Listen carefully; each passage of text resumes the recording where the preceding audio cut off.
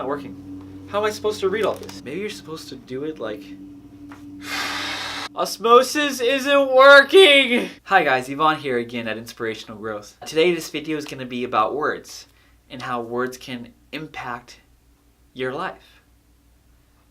So a lot of people think words can't impact me. They don't have any power. They don't mean anything. They're just words.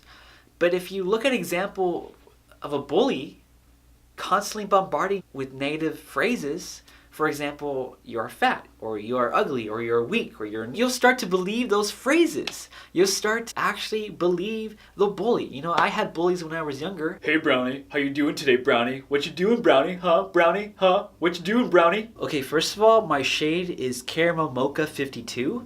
And now I mean, even still now, I have to deal with racism, but I don't let those words define who I am. So what I want you guys to start realizing is that the words you're constantly saying to yourself are actually your definition of who you are. My generation of people like to have a lot of self-deprecating humor. You know, they're always a little negative, but still funny, but negative. But it comes at a cost, because if we're constantly bombarding ourselves with, oh, I'm depressed, I'm tired, I'm poor, financially dependent on someone, I'm alone, I am mentally unhealthy, I am fat, I am unhealthy. Those phrases, you're defining yourself as that. And once you define yourself as that, you start to believe it. And then pretty soon you start accepting everything around you. But the truth is that you can actually control everything around you.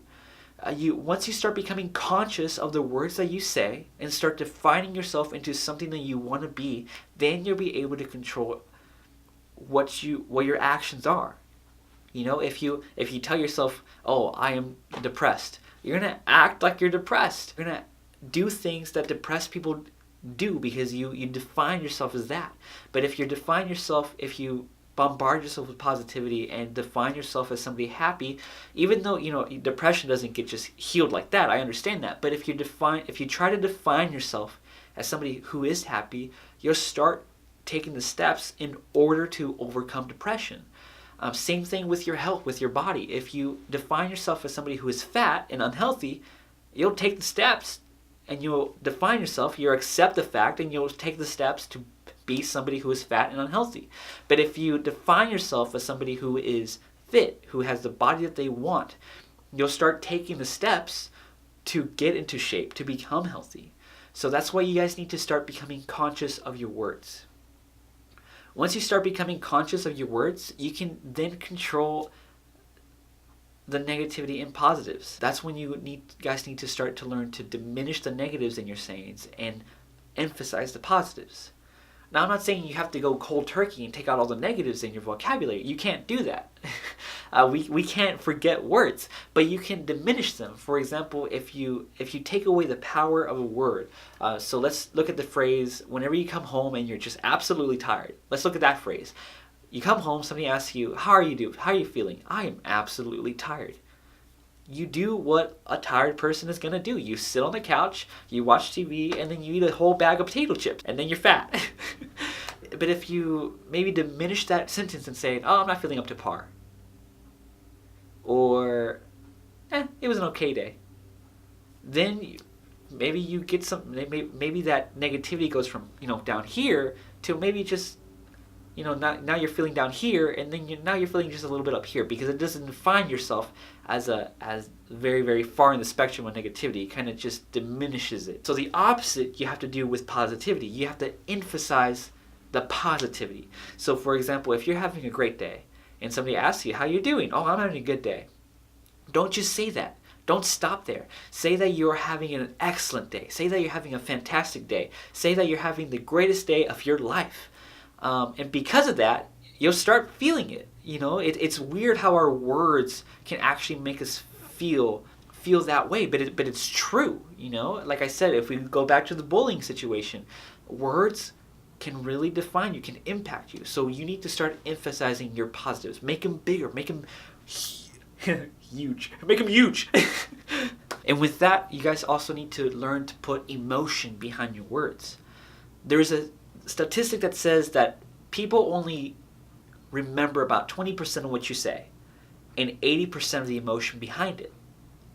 that should be knocking in your head and saying, hello, put some emotion behind your word. If you want to impact yourself, add something to it.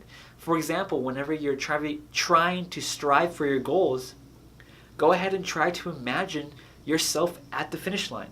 Go ahead and try to imagine yourself with that big fancy car or that big fancy house or the body that you want. And imagine yourself in that state and have that positivity fill the sentence of what you're trying to achieve.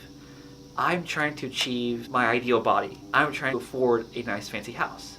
Try to fill that sentence with the positivity of you already feeling like you have it. And then it'll push you further. Some phrases that I want you guys to go ahead and start using and that I use all the time. My first one is changing time to priority. A lot of people say, I don't have time for this, I don't have time for that.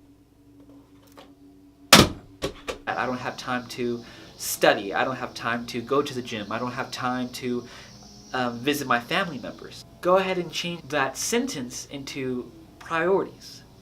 Studying is not my priority. Going to the gym is not my priority. Visiting my family members is not my priority. It changes the impact of the sentence a little bit better. It changes you into actually having to do something about it. It makes it a priority.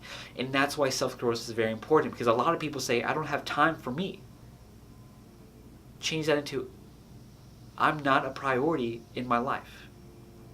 See how that changes the sentence? A little bit more impactful.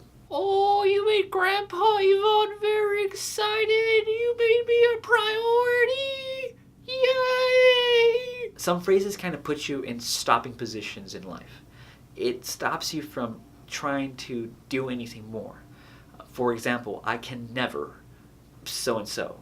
I can never afford that house. I can never be a teacher. I can never be a scientist. I can never be an astronaut. I can never be that healthy. I can never go to the gym. I can go ahead and replace those with, how can I be able to afford that house?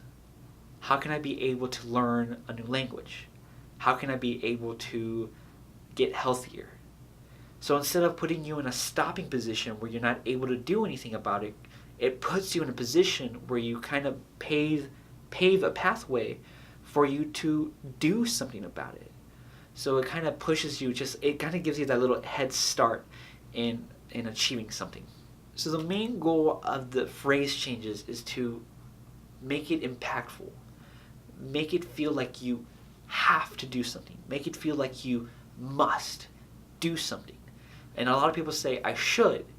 That's also something that you need to replace. You need to replace it with I must or I have to, because it makes it that more impactful. Instead of saying I should be a better dad, I should be a better mom, I should be healthier, I should be studying. Make it into I have to be a better dad. I have to be a better mom. I have to study. I have to save that money. It changes the impact of the sentence. And that's what you guys need to go ahead and start focusing with all these tidbits and advice. Priorities. How can I blank blank? I must. I have to.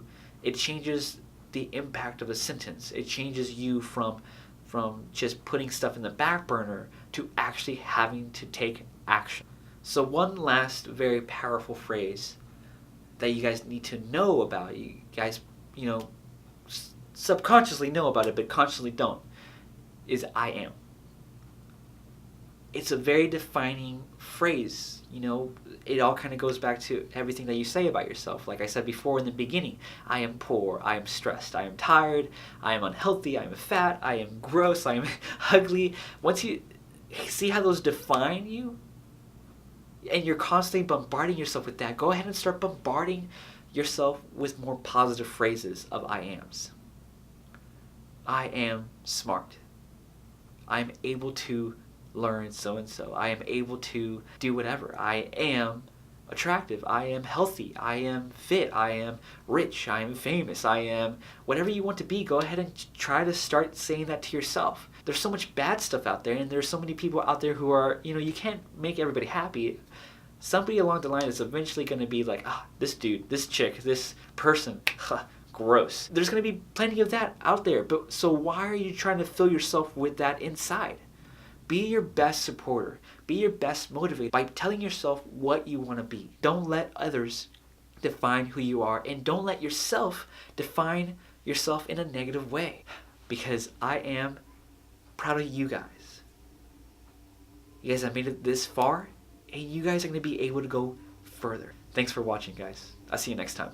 Hey guys, you want to go ahead and click my face right there? You go ahead and subscribe to me. That'll let me know that there's people that actually want to watch my videos, and I'll go ahead and keep on making some more. If you want to go ahead and hit that link right there, it'll go ahead and hit you towards another video on my channel.